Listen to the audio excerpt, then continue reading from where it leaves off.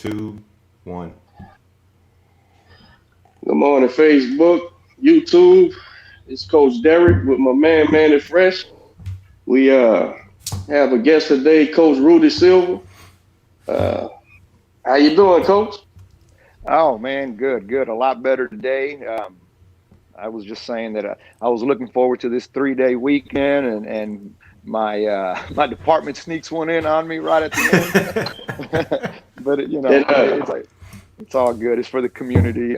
So I enjoyed it. I had to work yesterday morning, but I'll enjoy the next 2 days off. So yeah, I'm doing good. Thank you, Coach. was you? It looked like you was working like a graduation thing or something. Huh? Yeah, they were having an event at a high school right on the north outside skirts of downtown. So they asked for our precinct if we could help out with it. They were doing uh, the graduation in their parking lot. What they were doing was having kids drive up in their vehicle, and they told each kid that as many as people as you could fit into a vehicle, that's how many people you could bring to your graduation. Nobody could get out but the student. So he got out, went on stage, and went down the stage, got his diploma, got back in the car, and drove off. So yeah, it was neat. It was neat. Yeah. That was good, man. A lot of kids, especially in New Orleans, they didn't get to do anything Yeah. as far as walking and stuff because of quarantine. It hit pretty bad down there. Uh, Yeah. it doesn't help that they second lining in the streets during a pandemic, but Yeah. but a lot of kids get jammed up, man. Uh, Oh yeah. Hey, for those who are watching, and you have how many years? You're in law enforcement, correct? Yeah, I have a total of 18 years in law enforcement. Yes. Oh, nice. So is it the sheriff's department, HPD, or? Um, I work with the Harris County Precinct 6, so it's the constable's department. Oh, okay, the constable's department. Yeah. Nice. So Mhm. you've been in law enforcement for 18 years. How much longer have you been in boxing? I want to say, shoot, just one less year. I've been doing boxing for about 17 years now, coaching. Yes. Hmm. Mhm. that we was trying to get you in. What was it? Late last year, and then the same thing happened. You had to go to. They called you on duty, man. So I'm glad we Yeah. got to make it up. Yeah. I've shit. I've been knowing you since at least 2000 what 11, 12 maybe Oh before yeah. then. Yeah. But Yeah. we talked a little bit about your background. But if we can run over it right quick, man. You boxed under Kenny Weldon, or am I remembering right, or what? Yeah. I did a year or two with Kenny Weldon. Then I had my own coach who man, believe it or not, he just had a gym that was in the backyard. It was crazy. He had a big backyard. Had the ring in the back with like a big metal canopy over it. And his name was Javier Nunez.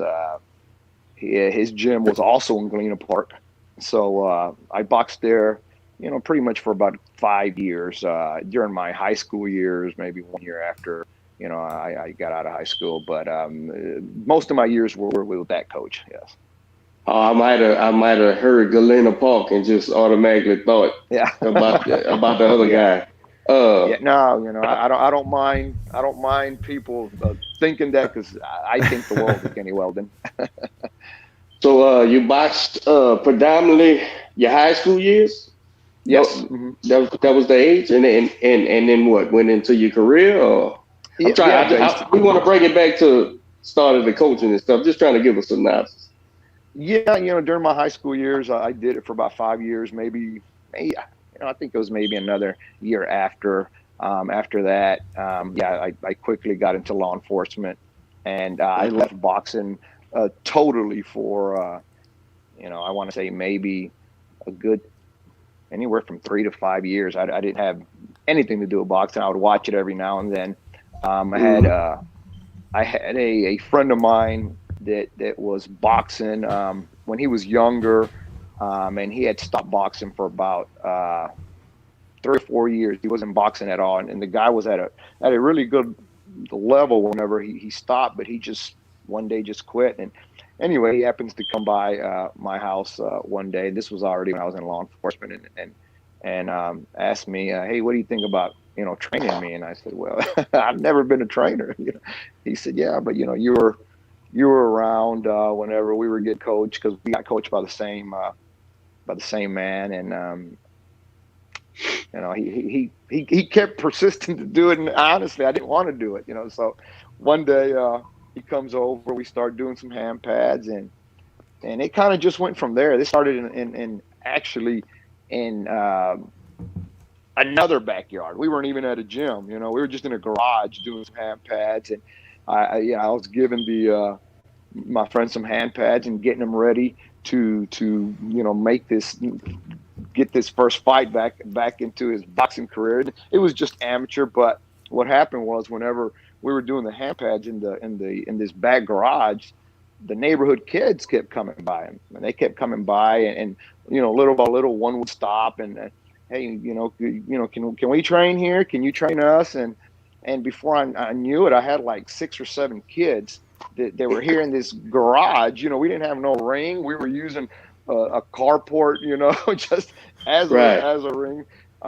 So that went on for about 6 months, and I happened to run into a coach that was still in the game, and I said, "Hey, I want to bring these kids over to do some sparring." He said, "Yeah, bring them over." So we went over, we did some sparring. They did very well, so we came back the very next day to the garage, and we were training. And I just suggested to some of the kids, "Hey, the Golden Gloves around the corner. They got this all comers division. Talk to your parents, see what they think about joining it." And we went, and I want to say this is when they were at the Pasadena, was it Fairgrounds? I think it was the Pasadena fairgrounds. Yeah, years ago. Yeah. So we went out there, and all these 6 kids competed, and all 6 won the all comers division. Oh, nice. Yeah, they ranged anywhere from, I don't know, maybe 12 up to 16 years old. So there was a gentleman that walked up to me during this time and asked me, "Hey, where's your gym at?" And I said, "Oh, we train in a backyard, At the house, yeah. yeah, in a garage, and we spar underneath the carport, and we'll go, other places spar, but most of our training is there." So again, I didn't know this guy at all. He tells me, "Well, will you be interested in opening up a gym here in Pasadena?" And I'm like, "Well, yeah, but I don't have no money to start this right now. What we're doing is that's why we're here." He said, "No, just meet me at this location tomorrow." Gave me an address, gave me a time. Next day I go, and I pull up to it's a warehouse. That warehouse must have been at least 15,000 square feet. Oh, Um, wow. That's yeah, huge. so yeah, it was huge. So I pull up, and we walk in, and he tells me, "Okay, well, this is the place that I'm talking about. This is where, I want you to start a gym." So he starts talking to me. He tells me, I own my own construction company, and I grew up in Pasadena, and I ran the streets a lot, and I was able to escape a lot of bad things happening in my life, where and I want to pay back to the community, and I want to open this gym for the kids. So I was like, "Yeah, I'm all in." And the guy saying, "Hey, just tell me what you need. If you want, bring the catalog, and we'll just order whatever we need." So that's basically the way it started. And the crazy thing about it was, that was my first reality check of trying to train like 100 kids. A Oh, Ah, hundred. wow. yeah, yeah. Yeah. So So I've heard that story before, and I thought it was an awesome story, and I think I heard it from the guy that was the one who you met, right? What was his name? It wasn't JP, was it? yes, it No, was. it was Yes, JP, right? it was JP, but also the Pueblo guy. What's his name? Juan. Juan. Yes, he was also involved in the story. Okay. Oh, Yeah. yeah. He was on the show and Yeah. talking. Oh, damn, I'm missing the whole shit. Yeah. Yeah, why, how you say his Yeah. last name? Excuse, my guy. Why? Yeah. Yeah. Juan Yeah, from Parallel Boxing. yeah. Okay, with the Yeah. cleaners and stuff. Yeah. Yeah, very good guy. Very Okay, we good heard guy. that. Yeah, real good guy, bro. So, He but I'm in with him. was it Juan? Was it Juan that was the one that wanted the gym? That took you to the warehouse, or was it JP? It was Juan that took me there, but whenever we arrived there, JP was already there, and Oh, okay. it was his building. It was JP's building. Nah. Oh, okay. That's what it was. Hey, Yeah. was That's awesome, man. I don't know.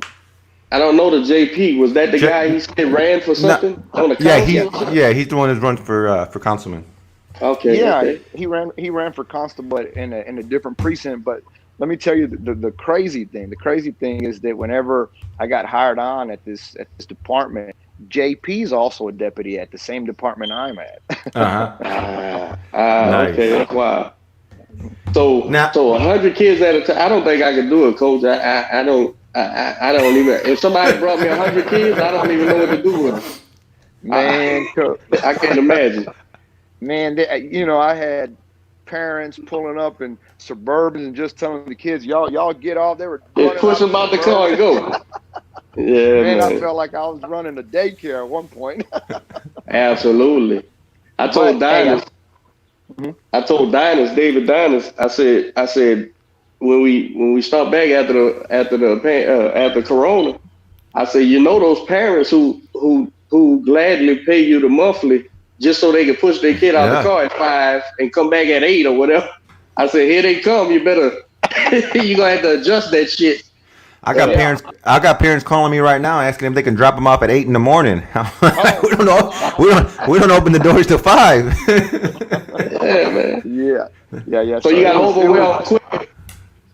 Man, I got overwhelmed quick. I was by myself. I didn't have no assistant coaches, nothing. So I was trying to put programs together, in all the different parts of the gym, and yeah, we were there maybe for about 2 years, honestly. And actually, that's where I met Marlene. She came in. She was one of those kids, that came through. What was the name of the gym? Did y'all have a It name? was called Yes, it was called Portico Boxing, which is JP's last name. Yeah. Portillo. Okay, all right. And so this was what years was this, Cole? Oh wow. Roughly. Late 90s. Yeah, I think it was I think it was actually I think it was like the mid or late 90s. Yes. Okay. So Juan at that time probably wasn't as established with the whole Pueblo boxing, huh? He must have just been starting his grind on his brand. Yeah, most definitely. He was nowhere near how big he is now. Yeah, definitely just starting to get off. Nice. I love stories like that. I love stories where you're starting off in garages, where you're starting off with people you have no idea, where that road is going to lead, and then here you are, 15, 20 years later, and you're coaching, Olympians. He's doing big things with his brands, and JP doing his thing. So my first Golden Gloves in Houston was when they were still doing it at Denver Harbor. So that was maybe 07, 08, I think. Before then, I wasn't here. So and it was live then. It was packed over there at the Denver Harbor. So that's when Moya was president with the amateur boxing. So I've been here long, but you was here. You from here? You've been involved. At Denver Harbor, they used to pack them in, man. 2 rings. It was nice. The gloves. But all right. So we balls to the wall. 100 kids by yourself. It was time for you to coach up a few coaches so they could take some heat off you. What we did after that, brother? Well, after that, I did start getting a few friends, and actually one of my older brothers was helping me out there. So they started helping me out. Of course, the group started thinning out because once we started, I didn't know anything, but you win by training hard. That was it. So it Right. started weeding a lot of people out because I was running it like a military camp, which at that time I didn't know. You needed some days to recover. So Right. You was so just going. oh man, I was just going. So again, man, I want to say we stayed there 2 years. We did some travel into some of these tournaments here. Marlene came in, man, I want to say maybe 6 months as the gym opened. She wasn't Oh, even in my. She was 12. Mm. She was 12. She was actually in my brother's group, and I was training. Man, in my group was nothing but males. So she was one of the females in my brother's group, and I'll never forget. At the end of workouts, she would always come up to me and ask me like, "Hey, when am I going to be able to get in this group?" And I would tell her like, "No, you need to stay in that group." And basically, what I wanted to say, and I ended up saying it right before I made the decision. But in my head, I was thinking, "No, I'm not going to train no girl." So Right. I had these guys, and I was killing these guys. I mean, working them hard, and she would come every day right after her workout at the end when everybody was about to leave. So when am I going to be able to, train over here? And I said, I'll tell you what, I'm going to bring you over to my group next week, and if you could sit here and hang and run with these boys, then we'll start working together. So in my mind, I already knew what I was going to do. Man, I was going to drive her, Run drive her off. hard. Right. Run off. Right. So me, thinking, okay, I don't want her to think I'm singling her out.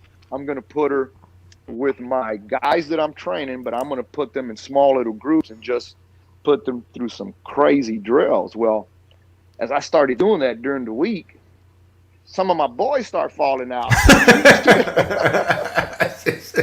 Yeah, she was the only one left standing. man, I'm telling you. Then it got to the point where we started sparring, and she was kicking their butt because she had so much energy and stamina. It was just crazy. So we joined a Golden Gloves here, a local Golden Gloves here, and also we had already did some sparring, and I said, well, let me see how she performs under the lights. Right. So I said, okay, we're joining this Golden Gloves. You're going to be in the all comers. Again, she was 12, 13 at the time. And condition wise, oh man, that's just one thing about her. She's always been the best conditioned athlete that I've ever had, and by far nobody's gotten close of her work ethic, of how she works in the gym. But anyway, the Golden Gloves comes around, and we're about to compete. But let me go back. So whenever we were training, getting ready for these Golden Gloves, I'll never forget. Her mom shows up to the gym one day, and I'm going hard with her, like, hey, you need to go do this, you need to go do that. Give me so many rounds of this, give me so many rounds of that. And I walk off, and I go tell her mom she has about 10 minutes left. Just she's finishing up, and her parents were always very, very supporting parents, great parents. So when I tell mom that, mom looks at me like really strange, and she tells me, what did you do to her? And I'm looking at her like, what do you mean? She goes, how are you getting her to listen to you? Yeah. And What's the magic words? Yeah. So she tells me, well, we have trouble with her at home. She don't listen to anybody. She's a smart butt and this and that. And then I start asking her questions like, oh, really? And I already know that, hey, I'm in over here because this girl's going to do anything I'll tell her to do because she wants to fight so bad. So mom tells me, well, another thing is that she's not even in her school. She's in an alternative school right now for fighting. And I said, oh, no. Okay, don't worry about that. I'm going to fix all that, So Right. the very next day, I didn't want to tell Marlene as she was leaving because I said, I'm going to tell her right now. She's going to go back and tell her mom something. So the very next day, she comes into the gym. We're about to start working. I said, hey, I need to speak with you about something. And I told her, what school do you go to? So she starts telling me, well, I'm at this school. It's an alternative school. I said, well, why are you there? So she tells me, well, I got into a fight and, there's always people, picking on me and this and that. It starts giving me the normal routine. So right there, right there, I sat her down. I said, well, look, that's going to change. If you want to box for me and you want to continue in this sport, one of my rules is one, I don't want to hear nothing bad going on at school. First thing we got to do is straighten up so we can get you out of that school and back to your normal school. After that, we need to talk about your grades. They need to be, at par level. And she's, man, that's one thing about Marlene. She's academically, she was just a scholar at that as well. So within 6 months, she was back at her regular school. Nice. She was back at her regular school. Well, going back to the Golden Gloves, we get to the Golden Gloves and we are about to compete. She's in the back. I'm warming her up. And, man, she's just like, you could see it in her that she wanted to get out there and just fight, She's amped up. Yeah, she was amped up. She was excited.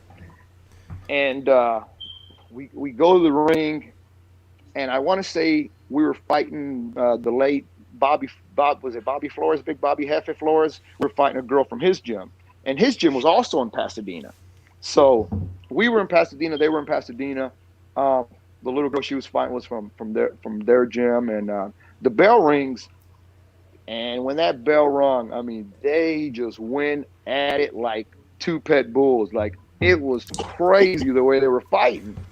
So first round, Marlene wins it. The other girl could fight, though. Bobby had some really good fighters, and he was a good coach. So second round was a little closer than the first round. Might have even gave it to the other girl, but the third round, Marlene closed the show because of her condition, and that's the way Marlene always does. If she sure try to wear you out in the first, second round, and third round, you're not going to have nothing left, and she's going to steamroll you then. So that's basically what happened. Well, anyway, when they said the decision, man, there must have been 40 to 50 kids there that were just screaming and yelling and all that. And I turned around, I'm like, this is her first fight. What's going on? And she was a real private person. I mean, even as we got up to the national, she never really liked anybody going to see her fight. She was like, no, just my dad, maybe my mom, that's it. But she didn't invite friends. She didn't do any of that because that's how focused she was in her craft. So anyway, we come down the stairs, and I'm like, man, there's a lot of kids here. And she said, well, those are students from my school, and me and that other little girl have a rival, and we've been talking about it all week. So nice. I didn't know this. They done promoted it. They done promoted it. Yeah. Yeah, they had gone to the same school, and they didn't like each other. They brought half the school with them. Nice. Yeah, and they just kind of took off from there. Eric Manriquez says Marlene versus Ashley and Marlene versus Joanna was good fights for Houston. Oh man, those were some wars. What's he saying? He also says Rudy used to be my school cop. He's seen some stuff. LOL.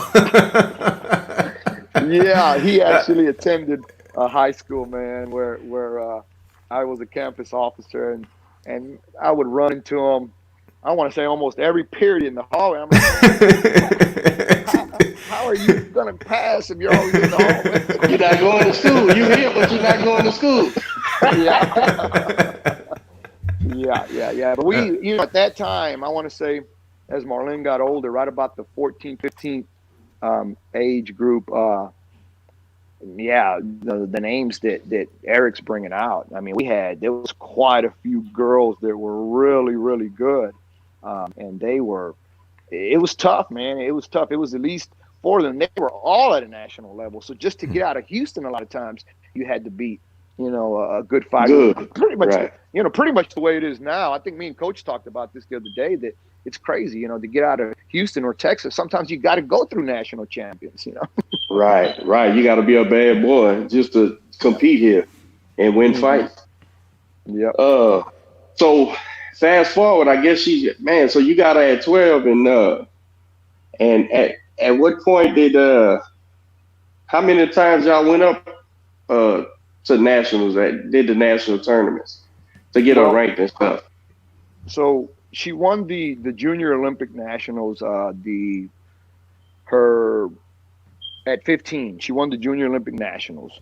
Um, so she turned 16, and at that time, uh, that's before all this youth, elite division, and all that. At 17, you were already in the elite division. So at Right. 16, we started getting ready for the nationals.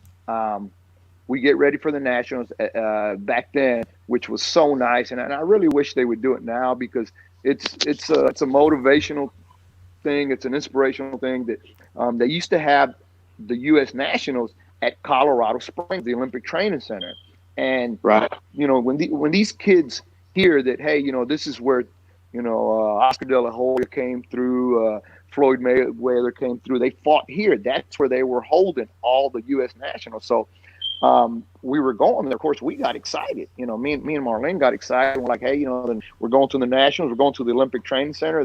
This is something big. So, I really didn't know how much more at that moment we could step it up because when I say, she was a worker, I mean, she was a worker. The only thing that we might have changed was I had a good friend of mine that let me know, and I was so glad that he did because, man, it was an eye opener. Like I wouldn't believe, and I wouldn't believe anybody else unless they had told me they were there. And yes, but they said, hey, when you get up there, the altitude's high, and if Right. you ain't in condition, you're gonna last one round. Hmm. So Right. so yeah, we got ready, a little extra. Again, I don't know how much more we could, but we got ready a little extra. We get up there. At that time, she was fighting at 106 pounds. Um, the first fight, I don't even remember who we fought the first day, but again, Marlin's style at that time is if you weren't in shape, she was just going to steamroll you. That was it. And at that point, they hadn't came up with the point division yet. It was kind of like the way it is now. They were scored kind of like the pro style fight. And so of course, if you were a pressure fighter, it was a big plus. Because Right. you were Right. steamroll. So the first fight she wins, and there was only one other girl in her division, which was the reigning 106 national champ. It was a girl out of New York, and I want to say the girl was like 26 years old. Marlene 16, going to turn 17 in like maybe I think 4 months, but that's when they used to use that one date, same date of the year, whatever. Mm-hmm. When you enter a tournament, that's the age group you'll be in. So um, we fight the reigning 106 champion, and man, I mean, Marlene, I mean, she just steamrolled her, really. I mean, it was crazy. So, she becomes U.S. national champion. For us, it was big. For me, it was big. It was my first national champion that I had. So, we come back home and basically just kind of enjoy it with the gym and a little bit of her family because, she was never a bragger. Never. She really didn't let nobody know that she was boxing. She was not that type. I recall a moment whenever whenever she was 15. There was a older gentleman passing by the gym, and I'm talking an older gentleman. This guy was probably in his 60s, and he pulls in, and Marlene is jump roping by the big door. And we used to have these big aluminum doors that you could clearly see outside. So the man sees her, and he walks up to me and he tells me, "Is that Marlene Esparza?" And I was like, "Yeah, she just won the Junior Olympic Nationals." And he tells me, "I'm a teacher at her school, and nobody knows this." And Huh. that's the way she was. She Wow. was not. She was always one of those fighters that didn't want that kind of Focus. recognition. She just wanted to fight. So she comes back, and USA Boxing says, well, bring her up here for camp. We're going to have the Continentals, and I think they were going to be in Argentina. Well, she gets up there. She's going through camp, and at that time they had the 106. I think it was 110, 114, and 119 weights for the weight divisions.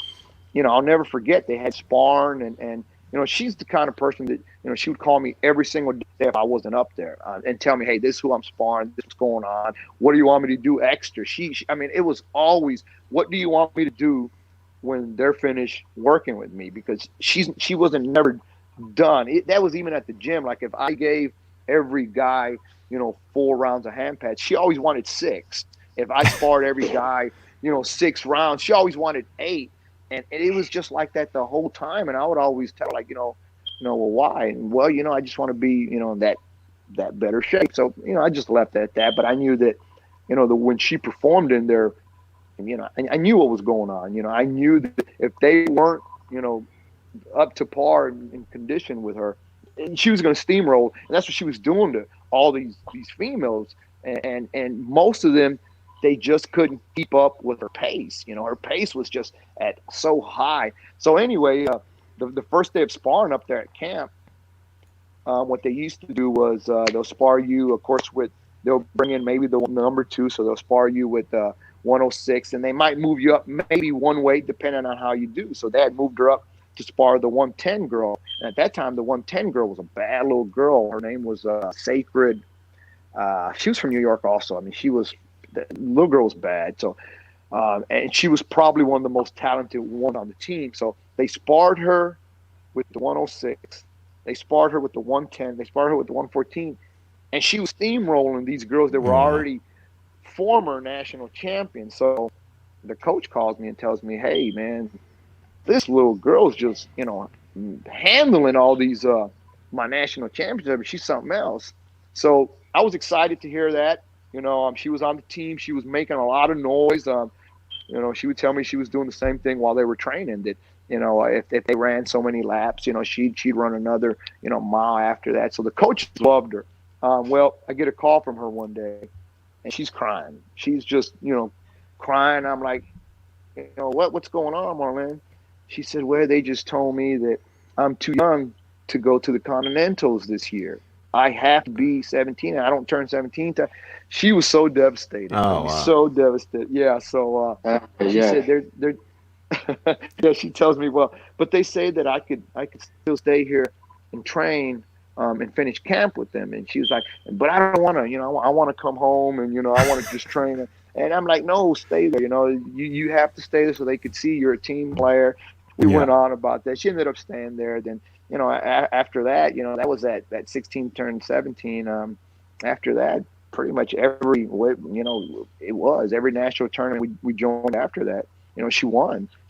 I want to say she went on like either a 7 or an 8 year winning streak where she didn't lose a fight. She would lose maybe 1 or 2 international, but here in the States, she didn't. She was like on a good 7 or 8 year winning streak, where she didn't lose a fight. How was experiencing it myself? How was, let me see how to say it because I don't want to come across bad. When your kid goes to Colorado and they training with the team, and when she gets back home, how was that transition? Not transition ain't the right word.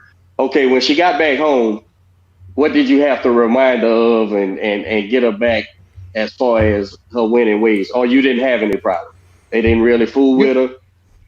Did they try to change her or what?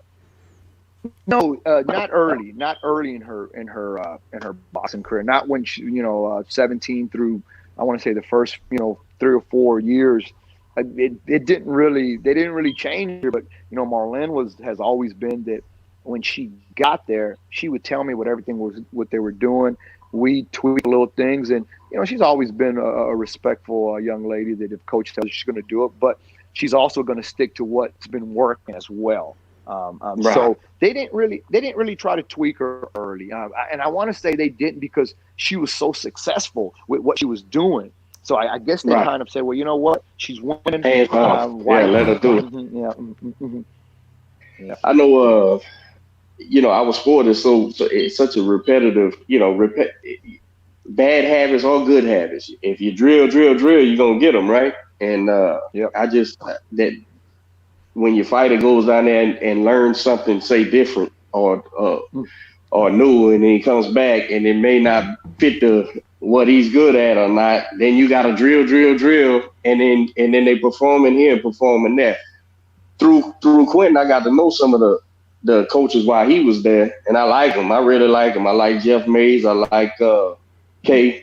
K's down there now and camping some fighters, but I never met the Billy guy, the head coach, and just like you say, Q would call me and say, "Man, this we working on this, and they got me doing this and this, and you got to sit back and go, okay, do this fit his, because Yeah. every fighter is specific, that has a specific Oh yeah. strengths and things they need to stay away from, and I was interested in knowing how did you cope with that, but if they pretty much was hands off because she's winning, oh, that's great, that's tremendous, that's Yeah. tremendous.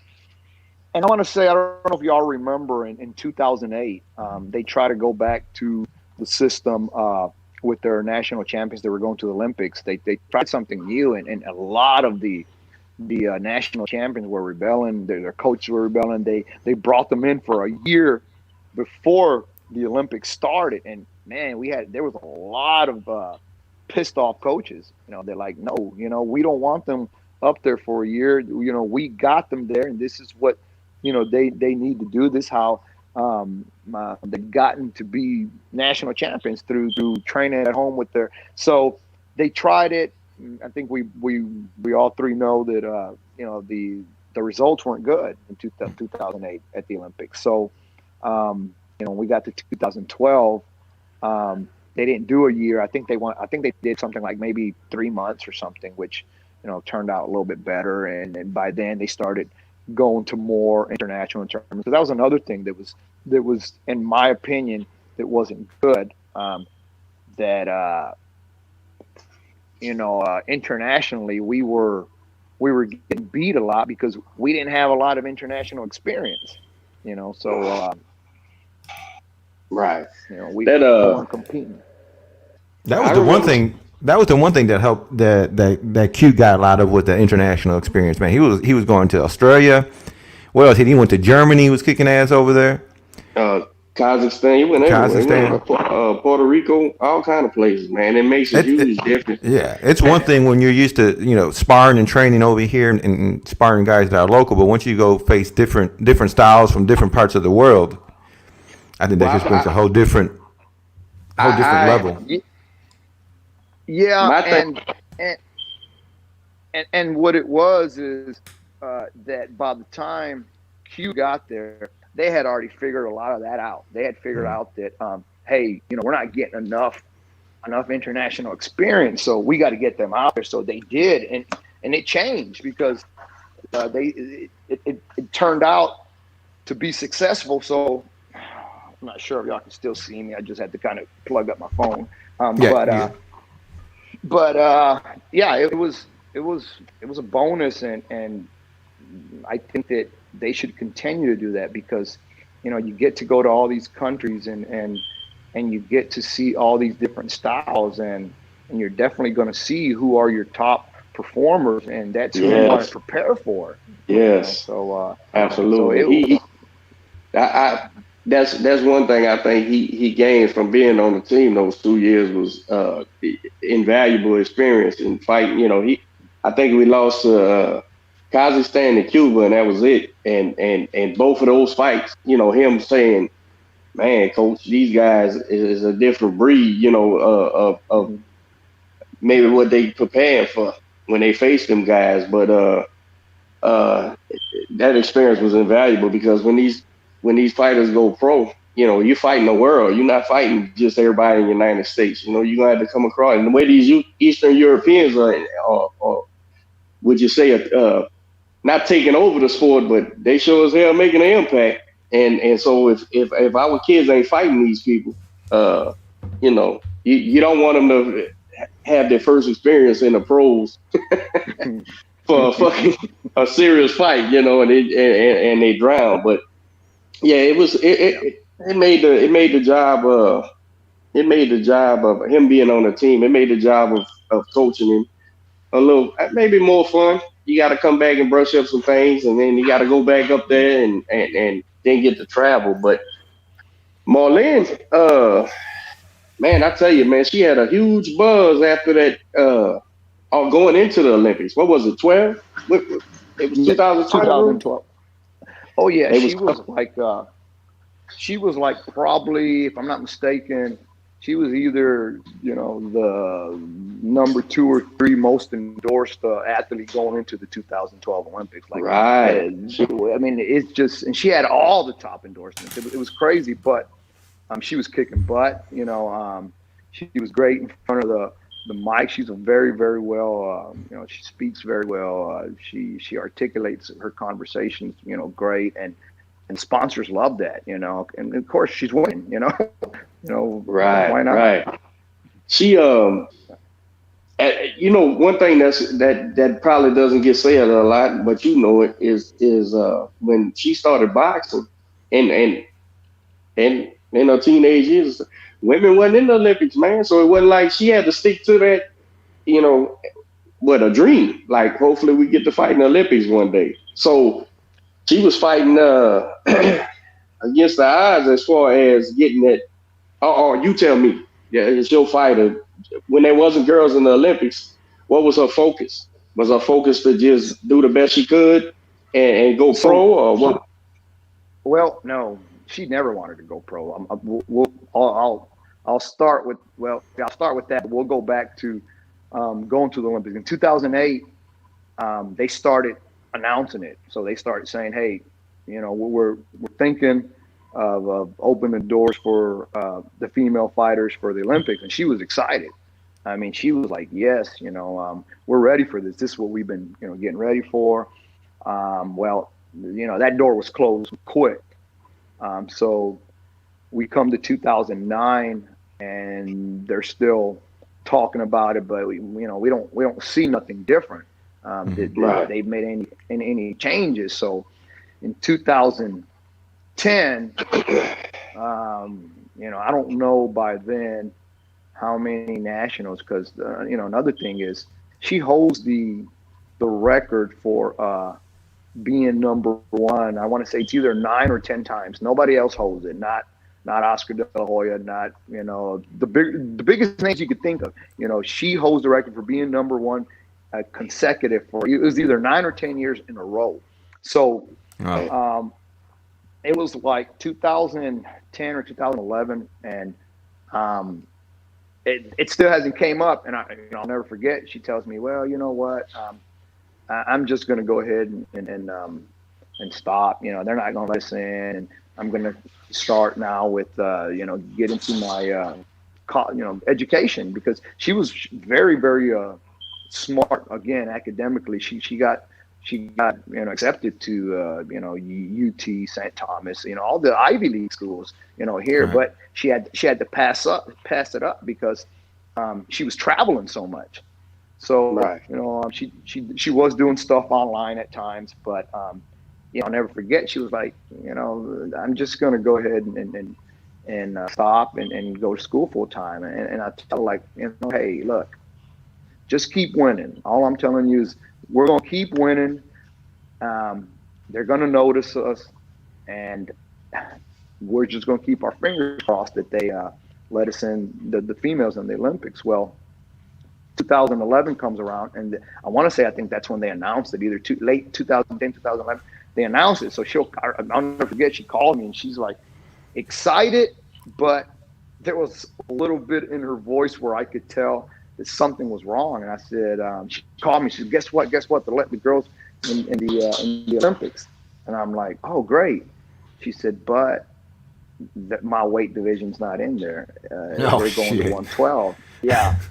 And they said it's going to be 112, and she didn't have no problems making 106. She's a tiny, tiny girl, So She's a little I'm bitty. like, damn, yeah. So we start thinking, what can we do? And the next year we just started changing things up. We put her on some strength, Weight training? programs. Yeah, and she started putting on some weight, and We tried going up there the very next year. I think it was 2011 at 2000 at 112 pounds. She goes up there, wins the division. We had to go through like I want to say three national champions because remember that's whenever they took away. I think they took away 110 and 114. So you had national champions that were all meeting at 112. So we had to go to 112. She wins it. That's the year that also she started getting her endorsements. I think her first endorsement was Nike. After that, it was Coca-Cola, then McDonald's, and CoverGirl, and it just went from there. And we get to the And trials. all this was even before the Olympics, huh? Yes, Before she, yeah. this was, yeah.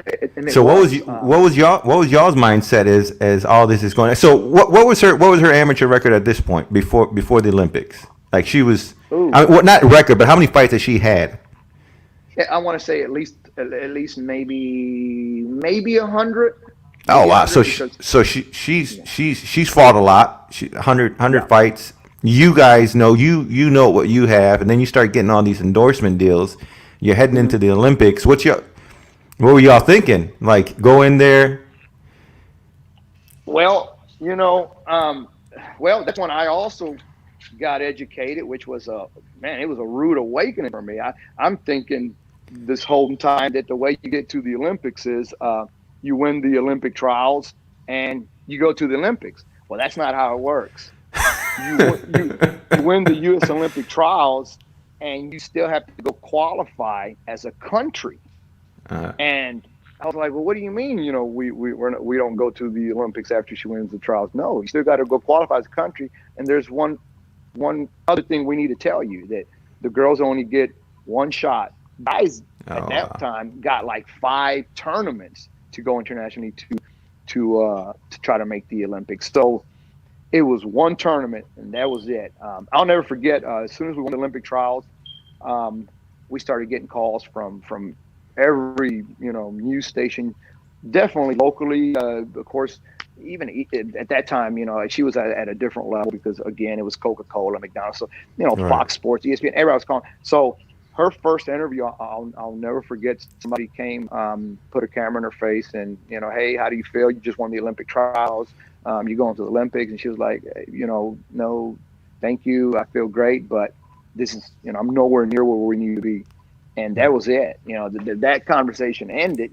So she knew, and for me as well. So the biggest tournament for us was the qualifying tournament, and it was a world tournament in China, and you had to I think finish in the top 8. So for us, she had to win 3 fights, and and we won 3 fights. And matter of fact, we were the only girl that qualified that year for the 2012 team at the Worlds.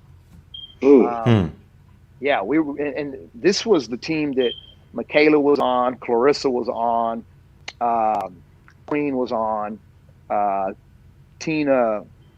Christina Cruz was on, but the only weights that were there, remember, was 3 weights. The other girls were just going to fight in the Worlds. It was Clarissa, it was Marlene, and I'm trying to remember who the last girl was because it was another weight, but I think it was Michaela, if I'm not mistaken. But anyway, so that was in China, and that was Clarissa's first loss, and that was Clarissa's ever loss, ever. She's never lost again. Yeah. So That's a hell of a class right there.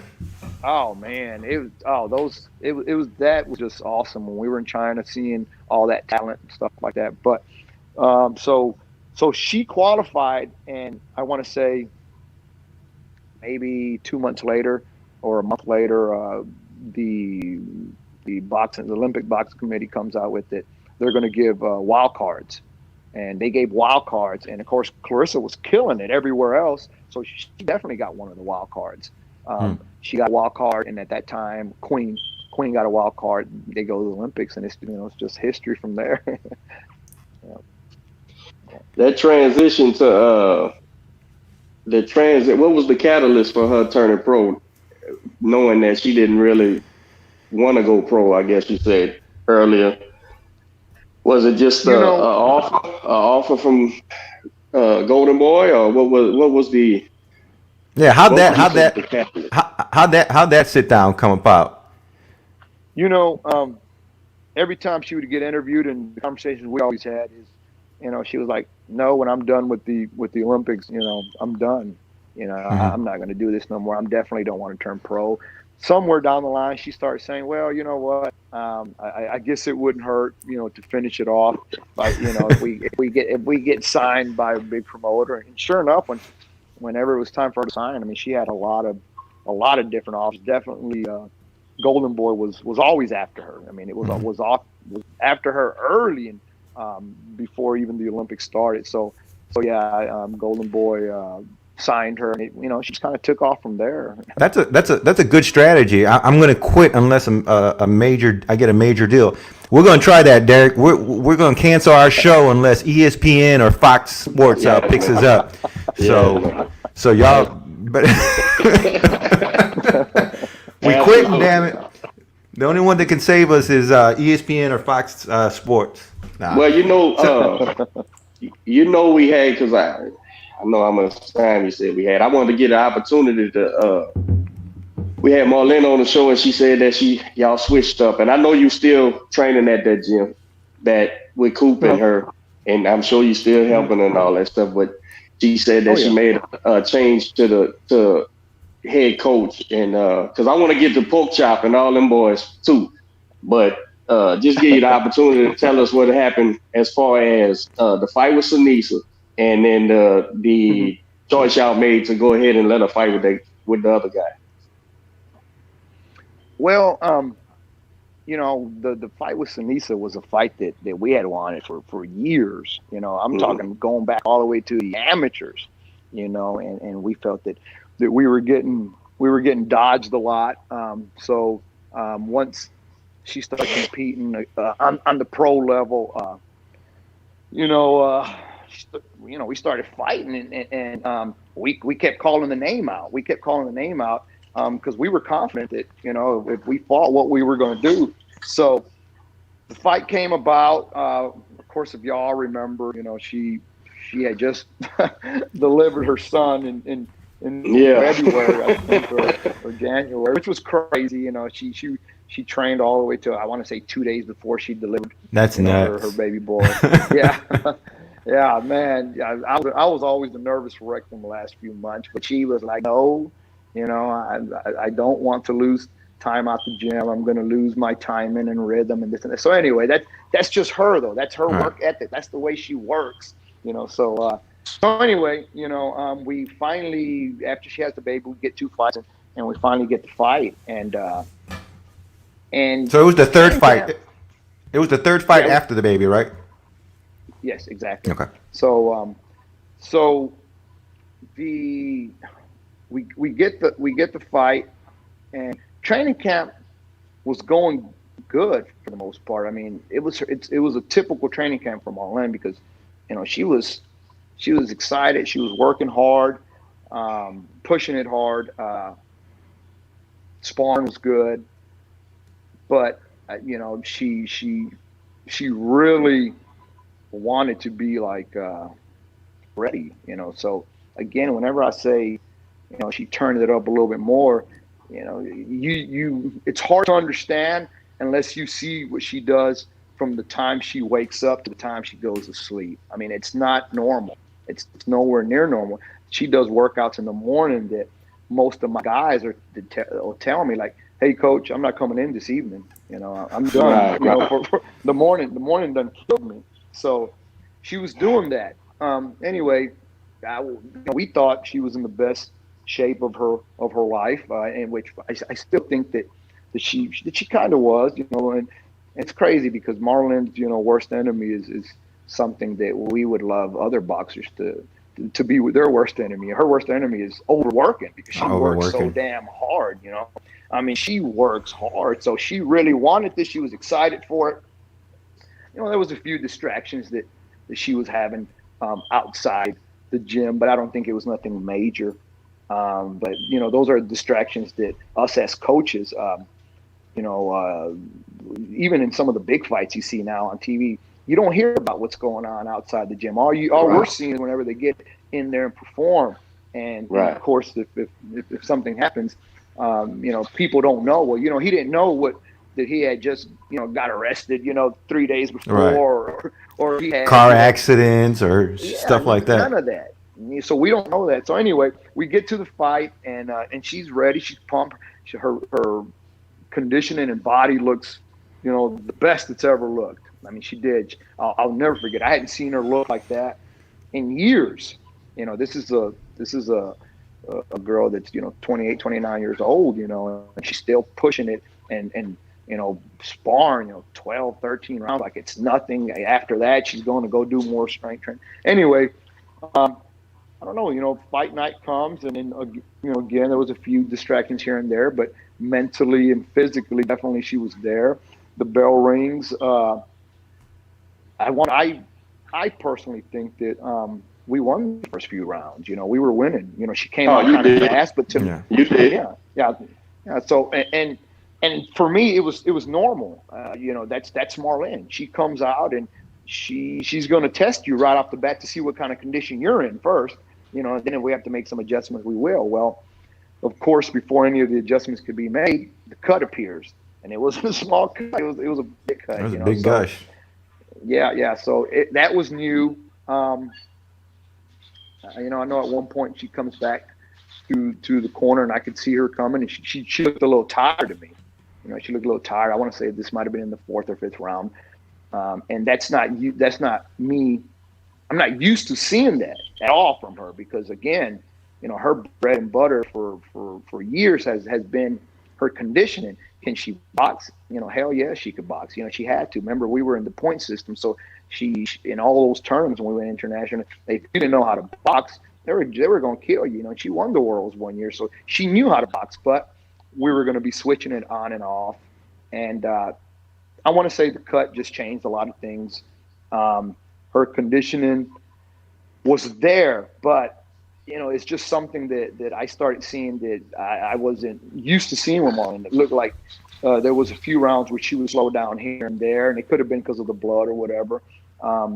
It could have been because of the overwork and I'm not going to say in boxing, but I think at that point, right before we were getting ready, we were doing a lot of strength training, and I don't blame it on anybody, when it comes to the strength training or even the coaching, because look, Marlene she's not gonna let you tell her, hey, one more round, that's it. She's a workhorse. So All right. if she sees results, she pushes it even harder when she sees results. So I think she started seeing great results. She kept pushing it, and I mean, my opinion was, the cut was big.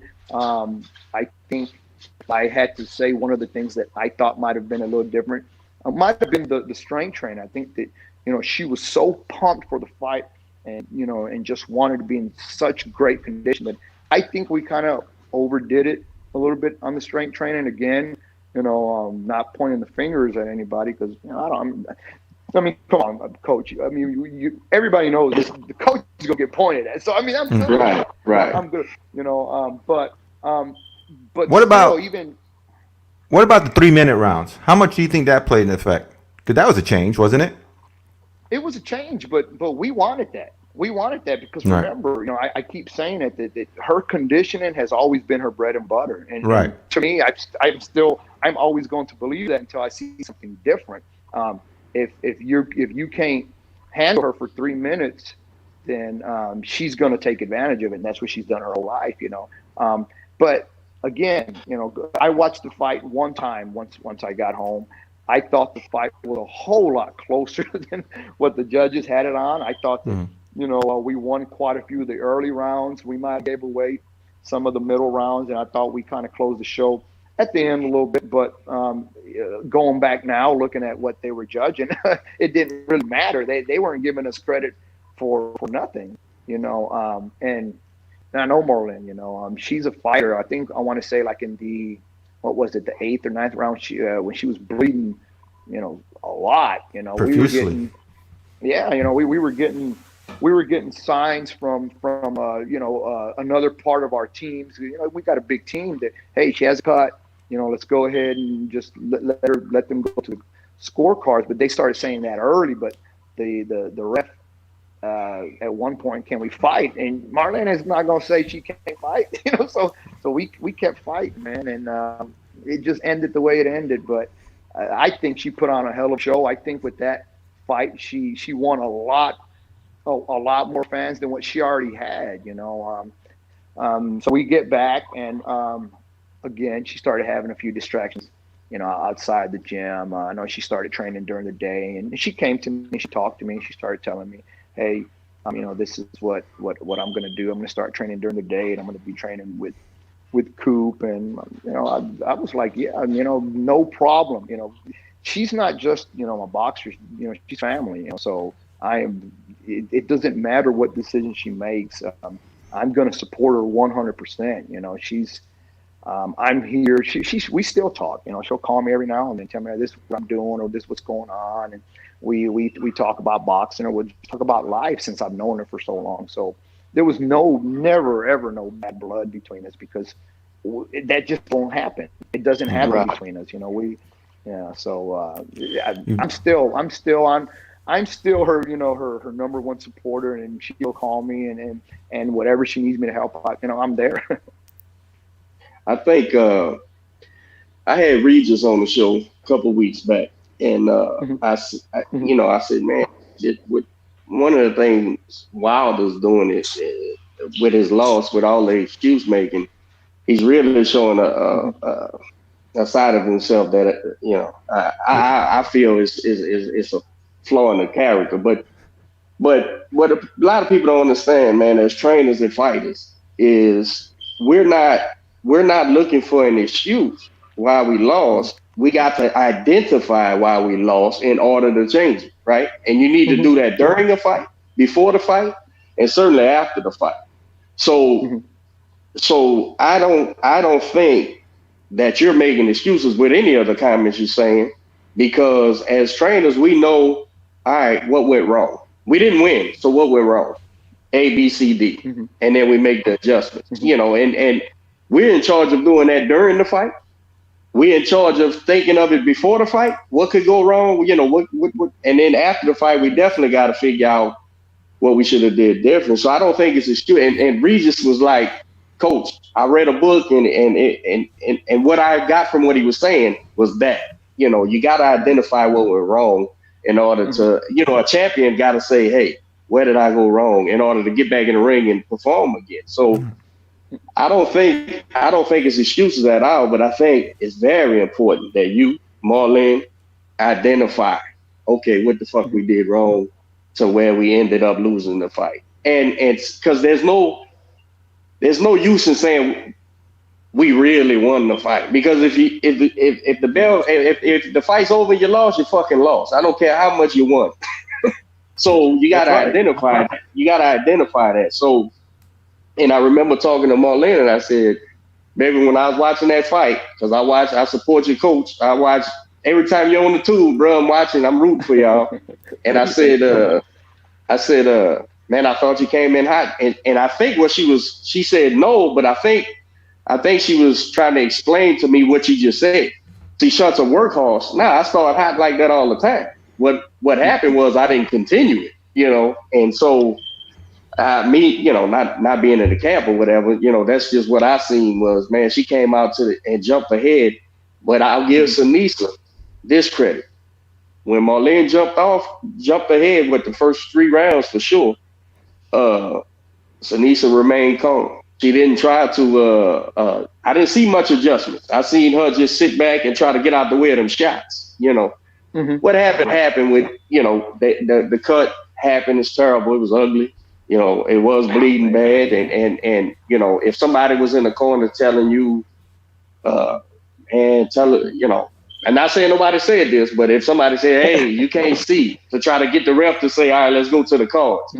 That's boxing. You got to have experience to even understand that. But I think for Marlene's sake, Mhm. she has to identify what happened and fix it. Go back to get back in the ring and fix it. And I know, coach, I told her publicly, I said, your coach is one of the best coaches in you, and I know competing with you, sparring, whatever. So I just want her to make sure she identifies what went wrong and fixes it, and then get that girl back in the ring, man, because that's how this is what it is, the fight game. So I don't take it Oh as yeah. much as when you So said not making an excuse. Now I don't take it like an excuse. Now fans, who gives a fuck what the fans think? They don't know shit, bro. so you But mean to but Oh, we love boxing.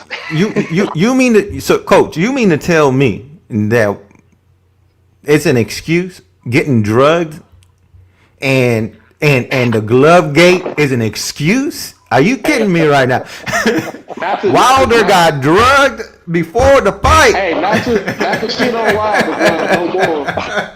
But I seen today on my feed, getting ready for the show.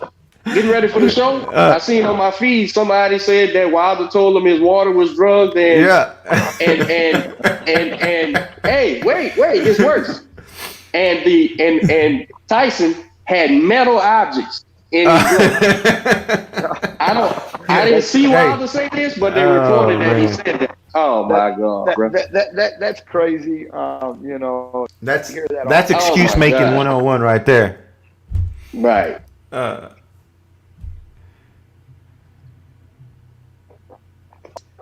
you still That- can you hear As us? coaches, Oh, there you go.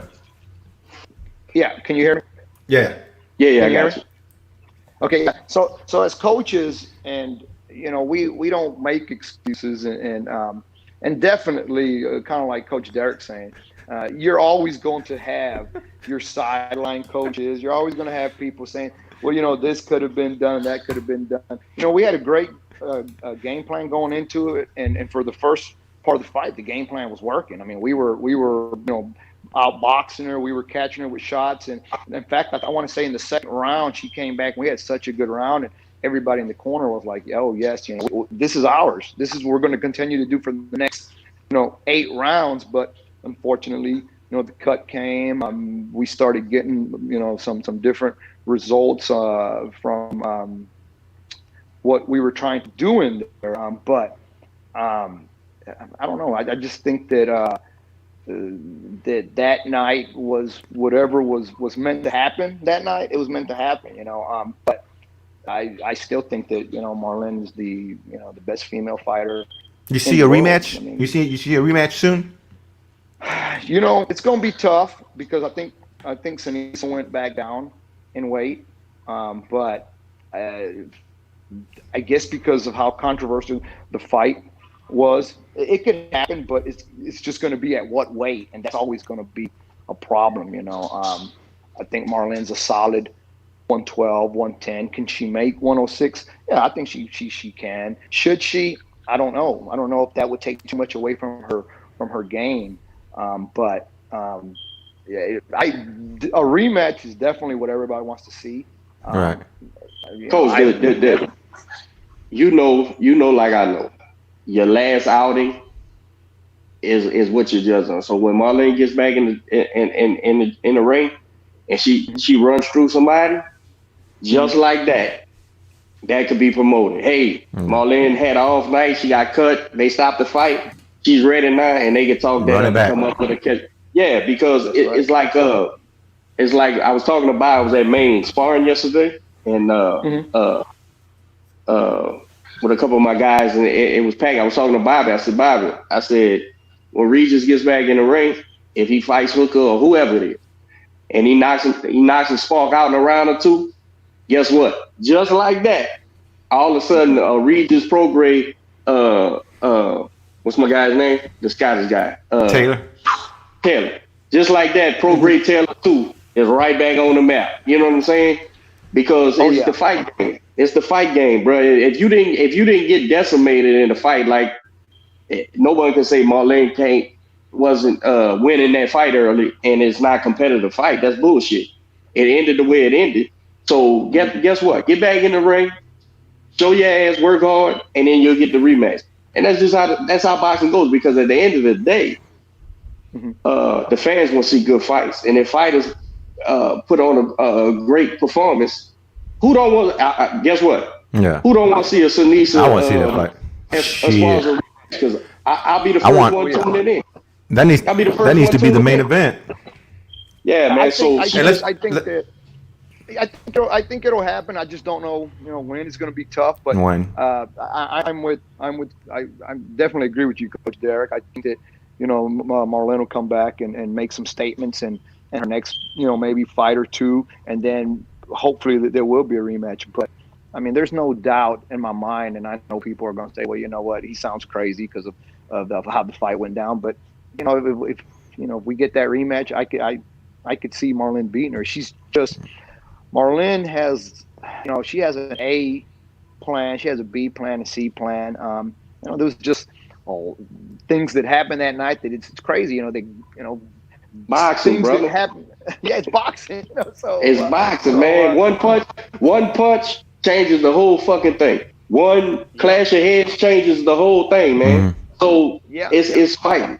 It's fighting, man. Let me ask you a couple of questions on some current events. One, did you happen to see what's been going on with Austin Williams and that video he put out, and how Billy Joe responded from across the lake? I read a little bit on it. I don't know all the full details, but I guess when that video first came out, everybody was looking at it. But what did Billy Joe say? He said when he comes over here to America, he wants to get in the ring with him and teach him a lesson. And then Austin Williams, and listen, people, I get where Austin Williams is getting. You're locked up. You're not training. You're not sparring. And I love the fact that he came out and said, you know what, maybe I was a little too what was the word, anxious, or he just got in the ring and he started throwing some punches, and even then, I mean, looking at the video, yeah, there were hard punches. Yes, the fucking guy shouldn't have been in the ring with Austin Williams, but at the same time, Austin Williams is maybe going 30-40%. It was just he was giving him hard punches. I like that. Go ahead. I like that he apologized. I like that he owned up to it. But I also love the fact that he wasn't just going to be allow anyone to poke their finger in his chest. And he said, you know what? Let me know when you do come over here. And he gave him the gym's address, and so that'd be interesting how that plays out. But I like his response. I did a highlight of one of my fighters, Robert Redmond, and there was some sparring that we did, and he soundly was beating the kid up. But on the clip, I took one of the clips of a knockdown, right? And this is in the gym, headgear on. The clip was, so I didn't put the sparring, right? Because I don't believe in doing that shit. Because I don't want nobody, because people have off days, you can't really have a litmus. It doesn't tell the truth all the time. But Robert had knocked him down and told the coach, hey, he's done. And so that was a cool clip. I put it on the end of one of his things. Nobody in the world could see who this kid is. He fell down and it was over. I'm talking 2 seconds. So, but I put it in a multi thing of Robert, all his fights. And I didn't know the coach before he came to the gym, and really don't know. I still don't fucking know him. But he came under there and said, oh man, that was shit or whatever. Like I did what Austin did, putting that sparring, and I said, nobody could identify who that kid was. It was a second clip. I said, but now that you done came on here, motherfuckers know who it is now. I said, but whatever. And I ain't never heard from him no more. So when Austin Williams put that sparring clip, I seen it and I thought to myself, I said, damn, Austin, I said, this ain't a good look, because that kid's not even competitive in the clip. Right. We didn't see the whole thing, but in the clip. But I thought the same. neither here nor there. I know Austin. He's been on the show. Yeah. We fought Austin. He's a friend I of the like show. him. Yeah, I like him. He's a good kid, man. Respect for all that. I'm rooting for him too. There's very few people I don't root for. So I said, damn, well that ain't well, it went lightweight viral and all these pros are seeing that and they going, you a pro now, bro. And you beating up on somebody who shouldn't even be there. And Austin, I felt like Austin Williams did the right thing and said, look, y'all right. I went look at this shit. I don't want to be seen in that light. Let me take that shit off of there. And he took that off of there. So kudos for him. But all these other fighters see it. And here's the thing. This is professional prize fighting. Young and you about to learn. So when somebody like Billy Joe Saunders, even Taylor had something to say because Reed just said about what I said. Hey, he's a kid, man. Fuck. Yeah. He took the shit down. Yeah. You know what you want. And these guys say, fuck that, man. He should somebody needs to tell him and his coach, don't be beating people. I'm like, it's getting deep now. So Austin being Austin, he heard that and said, you know what? Come on, man. We'll spar, whatever. I ain't scared. I like that too because I don't believe in being I believe in being honest and you make a mistake, you say it, you own up to it, but you don't let nobody push you around either. Yeah. So he rebutted to it, but Austin's a good guy, man, and I think he learned from that. He learned from that. And he said, yeah, man, if I am in there with a kid who shouldn't be in there, I definitely ain't gonna fucking post it on social media. And he shouldn't. And he shouldn't, but he learned. So no harm, no foul. Yeah, I think he learned from it. And I think this will turn to a positive for him as well. So talking about the young, inexperienced pro fighters and the mistakes they're making. Let's go to the other end of the spectrum. What do you think about Tyson and Holyfield and all the noise that they're making about fighting 53 years old, 57 years old? What are your thoughts on that? If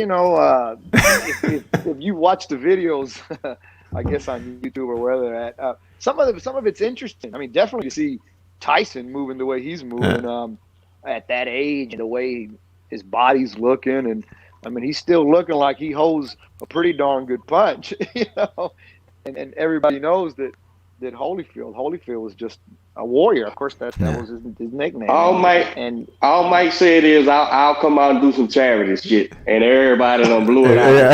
A firestorm. Beat half to death. Listen, man, you're 53 years old, bro. Do your charity thing, and I'll watch, especially if him and Holyfield gets in there. But that's not gonna end well for Mike. But look, the thing is, people promoted fans, bro. Fans. I love. Listen, I'm in my 40s. I'm getting up there, and I work out, and I'm in the ring a lot, and I know what it does to the body, and I know how hard it is for the body to take that kind of punishment. So when I see,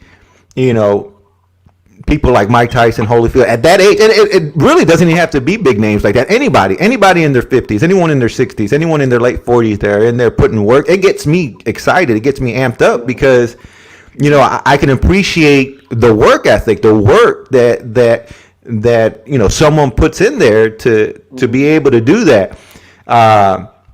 Do I want to see him fight, a Briggs? Do I want to, do I believe that he can come back at 53 and win a title? Absolutely not. And coach is right. He'll fucking get hurt. But I love it. I love seeing him. Move like that. I love if he does put on one of those exposition fights. I pay for it too. Much better than him being in the news for being arrested for drunk driving. Right, and that's my line. That's my line every single time. Listen, Mike Tyson survived the '90s being Mike Tyson. You know how fucking impossible that is. And the '80s.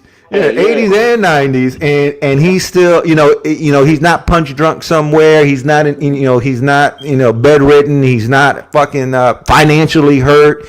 He's living his best life, and I fucking love it. I'm a big fan. I support it, and I absolutely get excited when I see it because it's not fucking easy. It's not easy to do what he's it's doing, not. man.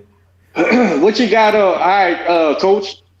Fast forward now. We got Pork Chop. We got what's your other kid's name? The Breon, black kid. Breon, Breon. Breon. Right. What we doing right now? What's next up? I mean, we know the everything shut down, but how's the future looking? Pork Chop is he with Top Rank? Who he's with? Is he being promoted? He's Pork Chop and Breon are both signed with Cameron Duncan. Cameron Duncan. So Okay. yeah, so of course, Pork Chop had his last fight on Showtime. Breon was supposed to be on the same card. It was a card that it was mainly all of Cameron's fighters. So Breon was the only one that wasn't on there, and it was kind of tough getting him on there because he's only had 3 fights. He's 3-0 with 3 knockouts. So we wanted to get at least a 6-rounder in there, which he's ready for 6. But of course, Cameron knows how to build fighters. I mean, one thing about that man, Absolutely, he's had over 35 world champions. I think in the early 2000s, he had the most world champions on HBO. He's had all the big names from Crawford to Timothy Bradley to Jesse Vargas to Johnny Tapia, Kelly Palvic. He really knows. Yeah, all them boys. Yeah, so he really knows what he's doing. So I'm excited for both of them. Both of them are 2 young, upcoming prospects. Pork Chop is a fighter. Pretty much what you see is what you get. What you seen with his last fight is what you're going to get a lot of. Of course, as a coach, I think last time me and you talked, Coach Derek, that, as coaches, we don't want to see too many fights like that. We want to see him use a little bit more of his skills and moves. But he's one of them guys that, he told the Showtime staff, hey, what's going to make the difference? He's going to say, well, the cojones. He said, I'm going to go out there and I'm going to show this guy that, I'm a better fighter. And that's what happened. I think it hit the fan a few times in the 6th, 7th, and 8th round. And I think we could have finished him if we had, just a little bit more gas in the tank. But it was a tough fight. The kid we fought was, he was good. He was a really, really good fighter. But we knew that coming in. Yeah, we knew that coming in, so we kind of expected that. I just expected that. I thought when we heard him, we were going to be able to get rid of him. But man, no, it was a great fight, and I want to say Showtime has already called Cameron and definitely wants to see Pork Chop again. And I think their very next date that they have on Showbox, they're talking about putting him back on, and most unlikely Breon will be on the same card. Breon is something special, and Cameron is high on both of them. He's high on Breon because we went out to, I think, Mexico a few times to go fight, and he has a guy out there that picks us up at the LA, Los Angeles airport, and then he drives us, across, and he's been doing this for years for Cameron, building fighters. And he called Cameron after one of his fights and said, hey, you picked another good one. This kid is something special. Cameron, we had 6 fighters that night in Mexico. They were all Cameron fighters, and most of the talk was about Breon's performance. So I've seen him do some just amazing things in the gym, sparring. I was telling Coach Derek that I limit the sparring with him and Pork Chop because it's just too much. Yeah, man. Both of them. I've seen Pork Chop hurt him one time. I've seen Breon hurt him one time, and after that, for me, that was enough. Hey, Pork Chop, I'll tell you, Breon, did we fight on the same card? Was that the Beaumont card when he knocked somebody skillet in a round? He knocked this. So, fan, then we're over here sparring. I forget where we were, and I'm watching the Pork Chop kid for the first time, up close in person. And I walked up to you. I said, Coach, man, who is this kid, bro? This shit. I love to watch this guy. So, automatic fan. I was at Maine yesterday, and Shakur Stevenson and O'Shaquie Foster was sparring. Okay, yeah. And at the end, I said, my uncle said in the 70s they used to charge a cover charge for sparring at the door when him, Percy Pugh, Tony Licata, all them guys used to fight. And Mm-hmm. he said, man, they were cover charge. You know, you had to pay $5 to get in the gym. I said, Oh boy, wow. Bobby don't put a doorman at. People shouldn't be watching this shit, man. I'm talking about tremendous sparring, man. And I, both of those guys, I'm a fan of Shakur and Shot. And yeah. man, so when I see them guys, you know, when you know this, coach, when you go to the gyms and you see I don't want to say prospect, but you know, a class fighter, man, it's enjoying just to watch them work, Oh man. man. Just sparring in the Oh, gym. it is, and sometimes you're watching this and you're like, wow, piggybacking on what you're saying, you're watching, you're like, this is stuff that could be on TV. It's so good, Yeah. I've seen Absolutely. that. Again, I've been blessed for, man, the majority of the years I've coached that I've always had a pretty good stable where I don't have to go out too much to get sparring, but sometimes it's just too much when these guys are just killing each other, Yes. in the gym. So it's good to go out there and find different sparring. But, again, pork chop, Breon's doing good. I'm also now looking to try to get Mike Angeletti signed, which is Okay. he has a few things on the table that we're kind of going over, but he's going to be something special. That kid is probably the hardest working male fighter that I have. He's hard worker, always in the gym. During this whole pandemic, so always sending me pictures of the miles he's ran and doing this and doing that. He fought. Remember, he was on the USA team at 114 for 2 years. Did some international fighting. He's a huge 114. We're not going to fight 14 at pro, but even at 118, he's going to be huge. Yeah, man. I expect him to fill out to 22, 26, 30, 35. He's 5'8", 5'9". He's a big kid and he's strong. So I think that he's something exciting for people to watch out for because he's going to be coming out as well. Isn't he a New Orleans guy or Louisiana? Yes, he is. Didn't he come Yes, from? he is. Yeah. He did. Yes, sir. Yeah, I like so I'm rooting for that kid. So that's the move. He's going pro. Y'all just trying to find the right situation for him. Yeah, Good deal, most definitely. Man. Yeah, we're looking. Again, we got a few people that are interested, and I'm going to be huge on him as well, just because of his size and his work ethic, and of course he got great skills. The kid got great skills. He's a great boxer lately to settle him down a little bit because he still has a little bit of boxing style, and Breon was kind of similar whenever we turned pro. So now Breon is sitting down on his body shots that are, oh man, he throws body shots like a Mexican, So I'm trying to do that with Mike and Mike.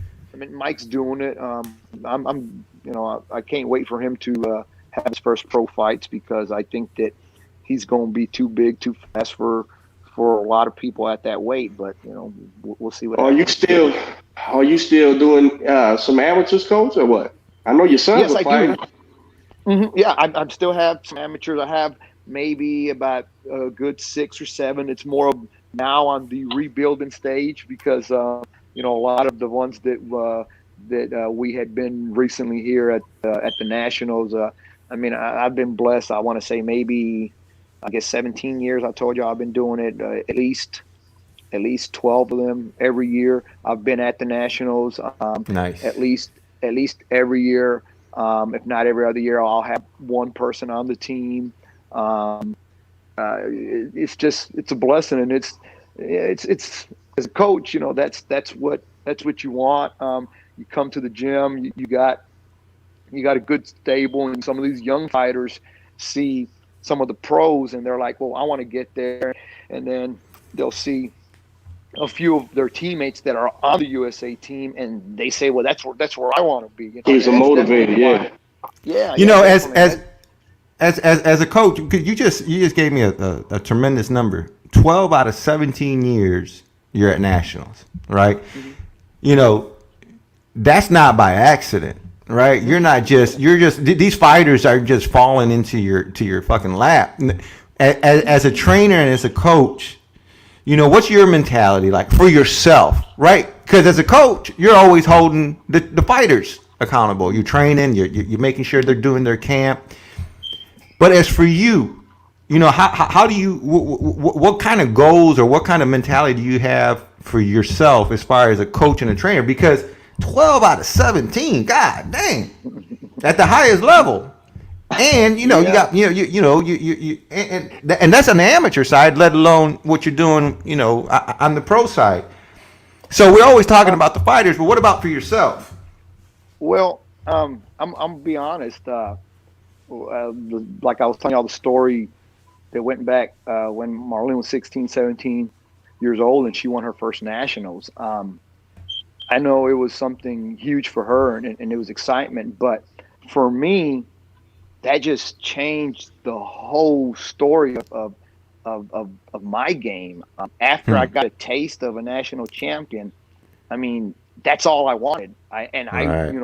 I I put in the hours, 7 days at some point. I mean, we didn't know, me and Marlene didn't know that we needed to have a break to recuperate. And this is a true story until she, hired Victor Conte from Snack. And he's like, hey, that last day to recuperate, she needs it because if not, she's going to dive straight down. Her body's not going to be able to. Well, I didn't know that. I was old school. I was like, no, we're going to work and that's how we're going to win. Well, once I won that first national, after that, that's all I wanted. And I still Hmm. kind of say it today when I get parents to bring their kids to me. And, some of it, I'm not sure if it sounds arrogant, but that's just my mentality. I tell parents, look, um, this is what I want to do with your son. It's fun winning here on a local level. It's fun winning here on a state level, but that's not why I'm here. I'm here because my goal is to get your son or daughter on the Nice. USA team.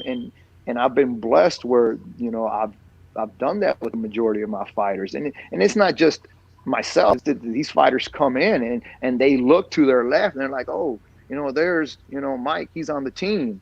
They look over here to the right and they see, Roma Lynn Martinez, she's on the team. They look over there to her head, and there's Marlene Esparza, an Olympian who's signed with Golden Boy. And everybody is like, hey, if I want to get there, I got to work like they are. So All for right. me, it's gotten a lot easier. I don't have to grind as much as I used to when I first started because these kids are getting there and they're pushing themselves because they're seeing all these boxers The, around them that have been accomplishing great things.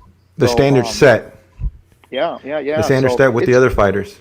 yeah, yeah. So it's great. I mean, there's sometimes I think I told Coach Derek this. Sometimes I'll get on the ring and we have so many fighters in that they're sparring that I'm on that ring apron for maybe an hour and a half because the first group comes in, second group comes in. Well, I'm looking and I don't have to look at the heavy bags to see if my fighters are they're talking or working. No, they're working because they know already what they want, and everybody wants to accomplish and try to get to the level that I want to try to get them at. So I have a new batch coming in, and they're I'm thinking Nice. here in a year or two they're going to get there. So we'll see. We'll There's see. there's a saying, you don't get what you want, you get what you need. And once you get that Hmm. taste for that blood and you need Hmm. it, right? Yeah, And I yeah, love yeah. that you said that. Once you tasted it, Oh there's really man. nothing else. Oh man, in 2008 when the Olympic trials were here, that was the year that they were kind of flirting with the decision of letting the girls in. So I went to the Olympic trials and it was crazy of what we're seeing now on TV was there at the Olympic trials. The Danny Garcia, the Keith Yeah. Thurmans, the Sean Porters, the Gary Russell, I mean, all these guys were there, and I was actually in camp with all these guys. A few times when I would go up there with Marlin. I mean, it was just crazy to see like a Rasheed Warren and Gary Russell spar. Huh. Earl Spence, I remember when Earl Spence won his first national. This kid came out of nowhere. He started boxing at 15 years old, and I'll never forget. We had a kid here from Houston, and he had just won that division. Well, the Golden Gloves was first. It's in February here in Houston. The kid competes here, wins the Golden Gloves, goes to state, and he loses. But the guy had already won the nationals, and somebody was like, "Well, who beat him at state?" Because this kid just won the national. And they said, "Oh, well, some African American kid from Dallas, but he just got lucky. They're going to finish him at the nationals." True story. And And 2 months later, you have to go through Dallas again for state, and the same kid goes and loses to him again. And they're like, "Well, wait a minute, who's this kid making this noise?" So I Right. happened to go. That's one of the years that again that I was at the Nationals, and I'm like, "Well, who's this kid?" And they tell me, "Well, this is the kid that beat our guy from Houston." Okay, well, I'm going to sit here and all day and watch all these fights. I'm going to watch him. I'll never forget. His first fight, he drew one of the hardest fights. As a matter of fact, it was the reigning #1 national champion. The guy was from Crunk Gym. I forget his name, but I said, okay, well, let me watch what this kid has. And Earl won that fight, and he was just, I want to say, maybe 2 years in the sport, went on to win the Nationals, and everything was history from there. But when you get a taste of that national level, and you see these kind of fighters, and now that I see, I'm watching TV, or we're sometimes on even on their undercards. I remember that, and I go back to the gym, and that's what I tell my fighters. Like, not that some of them need it, because we're blessed to have so many great fighters around us, but I tell them, look, you could get there. I've seen all these guys when they were amateurs. I've seen, Sean Porter. I remember him. He fought. I don't know if y'all remember this, but he fought all of his amateur career at 165 pounds. The guy's 5'7". Right. I watched those fights, and he was in every fight. If he wasn't in winning the tournament, he was runner up. They say he dropped Danny Jacobs in a fight up there, amateur at the big weight. Yeah, Sean Porter's a problem, man. I don't know nobody who wants to fight that guy. For what? Man, if you don't back up the money truck, what the fuck I want to fight him for, man? Exactly. There's one fighter that I remember that I brought up a lot of names right now. I forgot to bring up that. I'm not sure if I had talked with Coach Derek about that. When I first seen him in camp, and I seen him also compete at the trials, and he actually went into the Olympics because he won the trials as the #1 guy in the world. He had just won the worlds. And I think the world of him, I just don't know if it's already too late, because he's had so many managerial problems. The fighters, the 154 or 152, Demetrius Andrade. Boo boo. Yeah. Boo boo. That kid was something special, and I know he's a world champion now. But when he came on the scene, there was a lot of fighters. I was like, don't take that fight, because this kid is talented. I mean, he's been talented. He reminds me of an Earl in the amateurs. That's how talented he was, and I just think that he's been having a lot of, I don't know if it's promotional problems or managerial problems. But he's over there. He's over there on Planet Matchroom over there, and they it seems like he's not getting the right.